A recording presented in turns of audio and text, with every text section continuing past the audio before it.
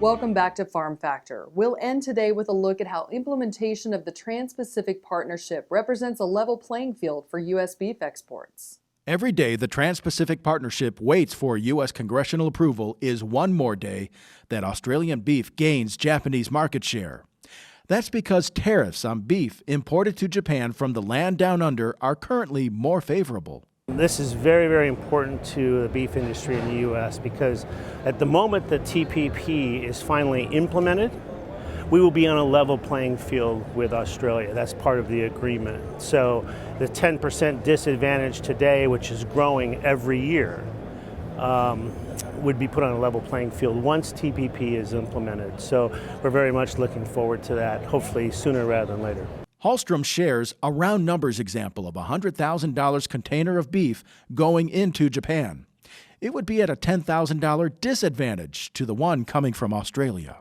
When we can get that duty, inbound duty, equal to Australia, we're going to be even that much more competitive. Now, granted, Australia is more grass-fed, we're grain-fed. The quality differences are there. We've spent years working on that. Consumers in Japan know our quality difference and are willing to pay for it. My point is that that $10,000 should be going into our pocket, and it will be once TPP is implemented. So this is huge. That's one container out of thousands a year that are exported to Japan. So this is big, really big, this TPP for the beef industry in terms of maximizing the value opportunity.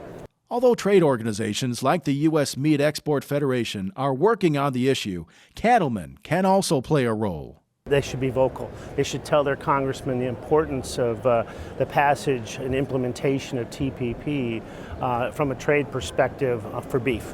I mean, it helps most coming from the producer's side. Producers need to talk to their senators and their representatives, make sure that they know the importance of having this passed sooner rather than later to their business. That would be vital to get the message out. Today, exports add $279 per head marketed, and long-term, that value is expected to grow in tandem with the world population and the global middle class. We are one of the lowest cost producers in the world of high-quality beef, and most of these countries that we're selling are not low-cost producers.